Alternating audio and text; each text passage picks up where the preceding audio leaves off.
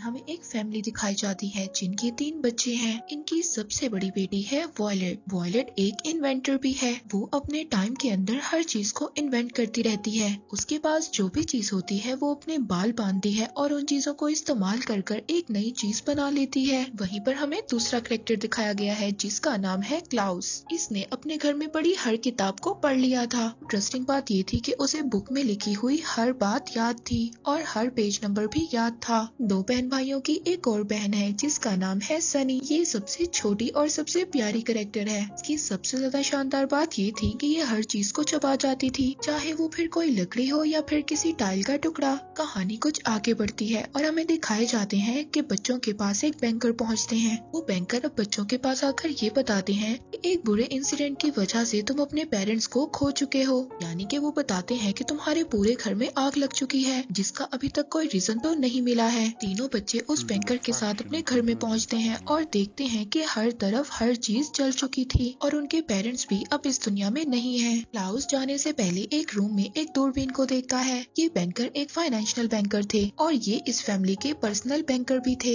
इसीलिए ये बैंकर इन बच्चों की हर चीज को भी संभाला करते थे। अब ये बैंकर बच्चों को एक गार्डियन के पास लेके जाते हैं। ये उस गार्डियन के पास लेके जाते हैं जो इस फैमिली के सबसे नजदीकी थे। जब ये बच्चे गाड़ी में से उतरते हैं तो ये एक बहुत ही प्यारे घर को देखते हैं। ये बच्चे ये समझते हैं कि हम एक बहुत ही अच्छी जगह पर आ गए हैं, लेकिन ये इनकी पहली और आखिरी गलती थी। जब बच्चे मुड़कर दूसरी तरफ देखते हैं तो वो एक डरावने से घर को देखते हैं जो कि एक जंगल में था। दरवाजा खुलते ही हमें इन बच्चों के फर्स्ट गार्डियन को दिखाया जाता है। ये गार्डियन बहुत ज्यादा लालची था। इन्हें बच्चे नहीं चाहिए थे, इन्हें सिर्फ बच्चों का पैसा चाहिए था। वो इसीलिए जल्दी से उस बैंकर को यहाँ से भेज भी देते हैं और हम देखते हैं कि घर बहुत ज्यादा डरावना था। हर तरफ जाले ही जाले थे, सीढ़ियाँ टूट चुकी थी और हर तरफ बहुत ज्यादा डरावना सीन था। और उस घर के अंदर एक सीक्रेट रूम भी था जहाँ पर वो गार्डियन बच्चों को जाने के लिए मना कर देता है। इस गार्डियन का नाम था काउंट ऑलिव। बच्चों के आते ही काउंट ऑलिव उनको काम की लिस्ट थमा देते हैं। उस लिस्ट में घर का सारा काम लिखा हुआ था, जैसा कि घर की सफाई, खाना बनाना, बर्तन धोना, सब कुछ। कुछ देर बाद ऑलिव के वहाँ पर दोस्त भी आ जाते हैं। यहाँ पर हमें बताया जाता है कि ऑलिव एक ड्रामा मास्टर भी था। इसके दोस्त बहुत ज्यादा बुरे और काफी खौफनाक दिखाई देते थे। ऑलिव बच्चों को बोलता है कि 8 बजे से पहले पहले मुझे डिनर चाहिए और इसके बाद वो अपने दोस्तों के साथ ड्रामा प्रैक्टिस करना शुरू कर देता है।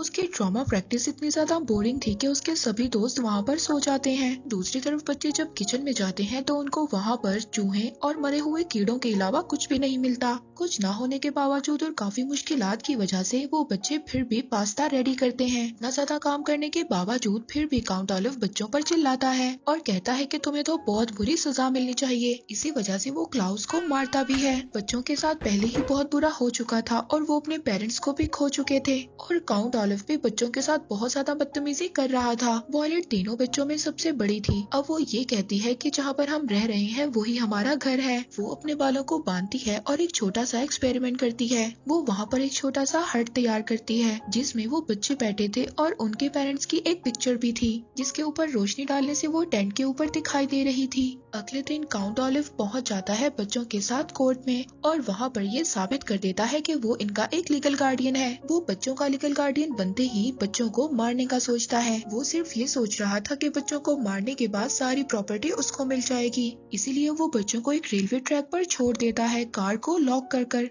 अब जब बच्चों को ये बात पता चलती है कि यहाँ पर ट्रेन आने वाली है तो तभी वॉयलेट जल्दी से बैंकर को कॉल करती है। बैंकर के पास भी ट्रेन चल रही थी, इसलिए उनको कोई भी बात समझ नहीं आती। वॉयलेट के माइंड में अब एक आइडिया आता है। वो एक ऐसा इंस्ट्रूमेंट बनाती है कि जिसे फेंकने से वो ट्रेन के ट्रैक को तब्दील कर सके। ऐसा करने में वो सक्सेसफुल भी हो जाती है। वो जैसे ही वो इंस्ट्रूमेंट को फेंकती है वो ट्रेन के ट्रैक को चेंज कर देती है। वॉयलेट अपने दोनों बहन भाइयों की जान को बचा लेती है।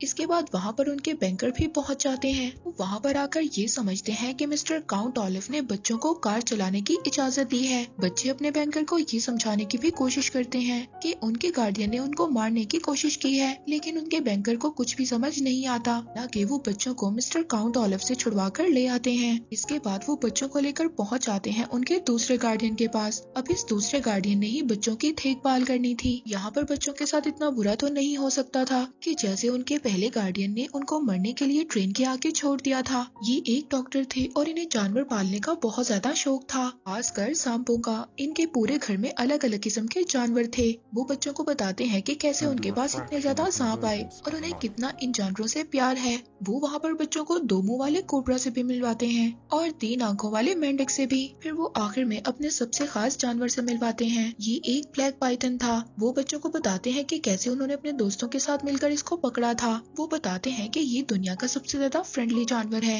ये किसी भी इंसान को मार नहीं सकता। रात होने पर डॉक्टर गार्डियन उनको गाना भी सुनाते हैं। ये अब अपने दूसरे गार्डियन के साथ रहकर बहुत ज्यादा कंफर्टेबल फील कर रहे थे और वो इनको ये भी बताते हैं कि हमारे घर वाले भी हमें यही सॉन्ग सुनाया करते थे। अब वो डॉक्टर अगली सुबह सभी जानवरों और बच्चों को लेकर कहीं पर जाने वाले थे, तभी वहाँ पर एक और आदमी आ जाता है। ये आदमी उनको बताता है कि ये एक असिस्टेंट है। हालांकि बुलाया तो इसको डॉक्टर नहीं था, लेकिन ये आदमी एक बहरूपिया था। और यहाँ पर हमें पता चलता है कि ये आदमी कोई और नहीं बल्कि काउंट ऑलिव था। ये यहाँ पर भी बच्चों को मारने के लिए आ गया था। ये अपने गार्डियन को बहुत ज्यादा बताने की कोशिश करते हैं, लेकिन उनके गार्डियन ये समझ ही नहीं पाते कि बच्चे क्या इशारा कर रहे हैं। बच्चों के माइंड में एक आइडिया आता है। वो सांप के ऊपर कुछ लिखकर अपने गार्डियन के पास भेज देते हैं। अब डॉक्टर को ये बात समझ आ जाती है कि ये आदमी जो उनका असिस्टेंट बनकर आया है, ये एक बहरूपिया है। तब तक बहुत ज्यादा देर हो चुकी थी। अब बच्चे जब अपने गार्डियन को ढूंढने जाते हैं तो वो उनको नहीं मिलते।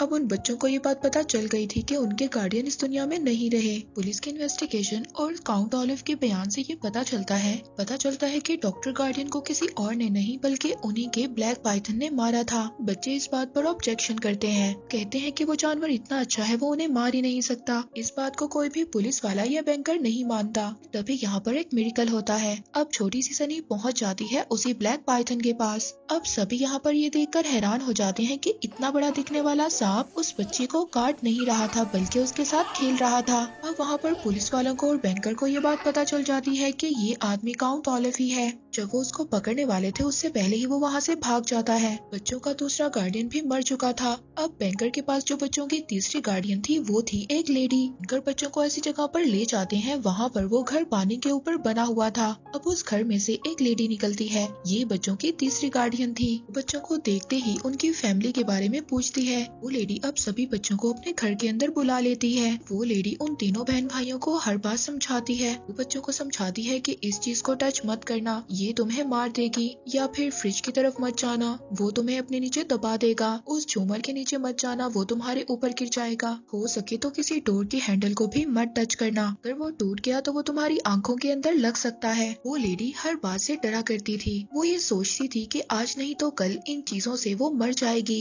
इस वजह से वो घर से बाहर भी नहीं जाया करती थी। अब वॉयलेट उस लेडी से पूछती है कि क्या आपको पता है कि हमारे पेरेंट्स की डेथ कैसे हुई, यानी कि हमारे घर में आग कैसी लगी। लेकिन वो लेडी उनको कुछ भी नहीं बताती। वो वॉयलेट को एक पुराना एल्बम दिखाती है जिसमें उसकी बहुत ज्यादा पुरानी पिक्चर्स और बहुत ज्यादा पुरानी यादें थी। बच्चे देखते हैं उस एल्बम में कि ये लेडी बहुत ज्यादा ब्रेव हुआ करती थी। तभी उनके सामने एक ऐसी पिक्चर आती है जिसमें एक बहुत बड़ा ग्रुप था। तभी वॉयलेट उस लेडी से पूछती है कि क्या आप मेरे पेरेंट्स को जानती थी, यानी कि मेरे पेरेंट्स आप लोगों के साथ रहा करते थे। और इस पिक्चर में वो अपने सेकंड गार्डियन को भी देखते हैं, उनको काउंट ऑलिव ने मार दिया था, यानी कि आप सभी लोग एक दूसरे को जानते थे।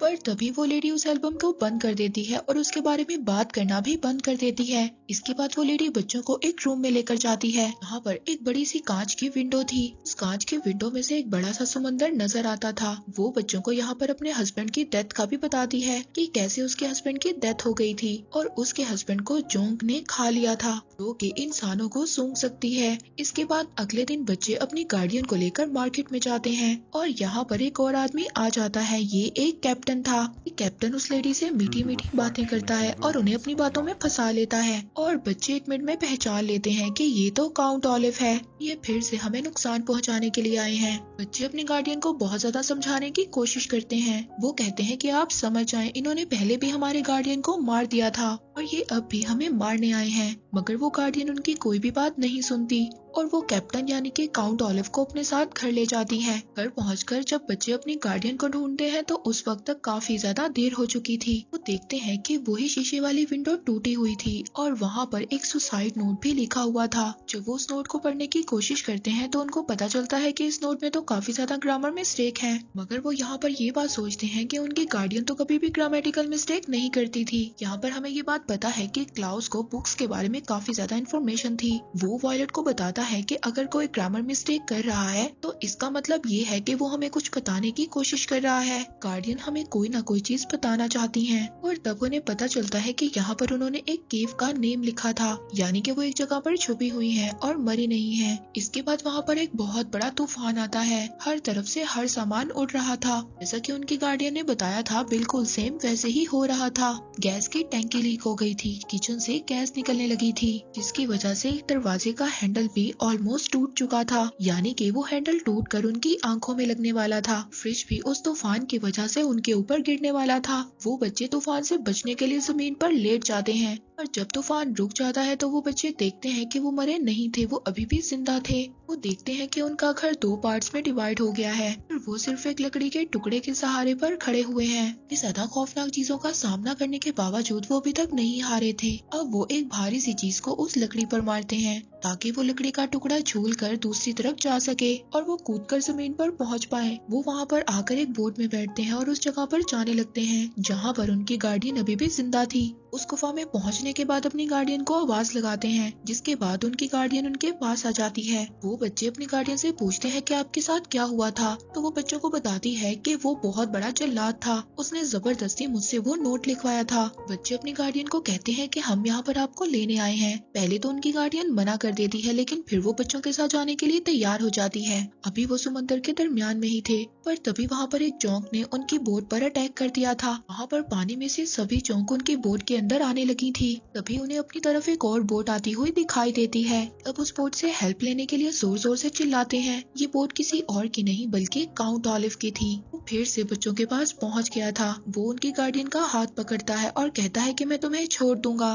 काउंट ऑलिव उनकी गार्डियन को पानी के अंदर ही छोड़ देता है, यानी कि काउंट ऑलिव ने उनकी तीसरी गार्डियन को भी मार दिया था। मगर तभी वहाँ पर बैंकर और पुलिस वाले भी पहुँच जाते हैं। अब यहाँ पर ये दोनों बहन भाई फिर से पुलिस वालों को बताने की कोशिश करते हैं कि काउंट ऑलिव ने कितने ज्यादा लोगों को मार दिया है और वो हमारी जान के भी पीछे पड़े हुए हैं।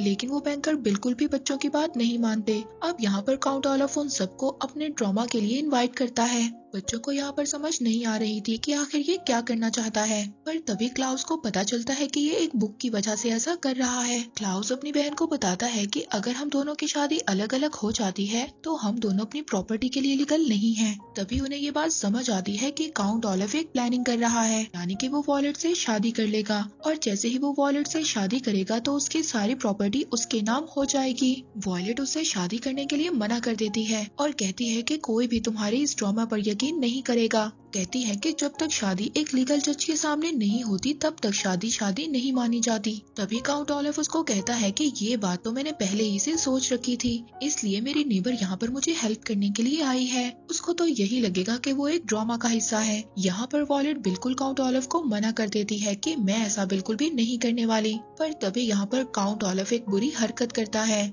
उसने उनकी सबसे छोटी बहन सनी को पकड़ लिया था और घर के सबसे ऊपर वाली मंजिल पर बांध दिया था। कहता है कि अगर तुमने मुझसे शादी से मना किया तो मैं तुम्हारी बहन को इतनी ऊंची बिल्डिंग से नीचे गिरा दूंगा। अब मजबूरन वॉयलेट को हाँ कहना पड़ती है और यहाँ पर स्टार्ट हो जाता है काउंट ऑलिव का ड्रामा। मगर अब भी क्लाउस ने हार नहीं मानी थी। वो ये सोच रहा था कि अगर वॉयलेट इस सिचुएशन में होती तो क्या करती। वो अपनी बहन को बचाने के लिए बिल्डिंग के ऊपर चढ़ना शुरू कर देता है और दूसरी तरफ ड्रामा भी चल रहा था जहाँ पर शादी का सीन चल रहा था। सभी को ये लग रहा था कि ये सिर्फ एक ड्रामा है। अब क्लाउस उस रूम में पहुंच चुका था जहाँ पर काउंट ऑलिव ने उनको जाने से मना किया था। क्लाउस के हाथ में एक पेपर था जो कि उसको अपनी लेडी गार्डियन के घर से मिला था। पेपर के ऊपर एक आंख बनी हुई थी जो कि बिल्कुल सेम काउंट ऑलिव के रूम में बनी हुई आंख थी। इधर क्लाउस अपनी छोटी बहन को भी बचा लेता है। दूसरी तरफ ड्रामा भी खत्म होने वाला था कि वॉयलेट अब मैरिज सर्टिफिकेट पर साइन कर रही थी। पर तभी दूसरी तरफ क्लाउस को भी ये बात समझ आ गई थी कि ये जो आंख के ऊपर सूरज की रोशनी पड़ रही है ये किसी भी चीज को जला सकती है। और अब क्लाउस यहाँ पर सिर्फ और सिर्फ सूरज की रोशनी का वेट कर रहा था कि जैसे ही इस आग पर सूरज की रोशनी पड़ेगी वो इस जगह को तबाह कर देगा। सूरज की रोशनी पड़ते ही अब वो सर्टिफिकेट को जला देता है जो कि अभी भी वॉयलेट ने साइन किया था। अब काउंट ऑलिव सबको चीख चीख कर ये बता रहा था कि तुमने तो इन बच्चों की बात नहीं सुनी।